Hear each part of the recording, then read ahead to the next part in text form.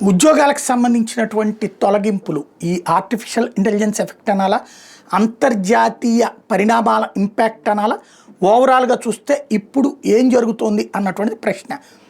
ఈ నెల అంటే ఇది జూలై 31 కంప్లీట్ అయితే నిన్నకి 50,000 ఉద్యోగాలు పోయినాయి, దాదాపు 49,500 ఉద్యోగాలు.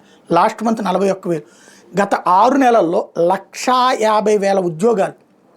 ఇవన్నీ ఏ కూలీ ఉద్యోగాలు లేకపోతే రోడ్డు పక్కన ఉద్యోగాలు కాదు, సాఫ్ట్వేర్ ఇంజనీర్లు, కార్పొరేట్ ఉద్యోగులు, అంటే మినిమం 1,00,000 నుండి మ్యాక్సిమం 10 లక్షల రూపాయలు నెలకి జీతం తీసుకునే ఉద్యోగాలు ఒక్కసారిగా పోతే ఆ జీవితాలు ఏంటి?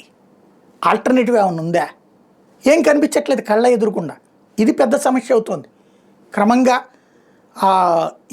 ఇప్పటిదాకా ఏదైతే గొప్పగా అందంగా కనిపించినటువంటి సాఫ్ట్వేర్ ప్రపంచంలో తలెత్తుతున్నటువంటి ఈ సంక్షోభం వణికిస్తోంది.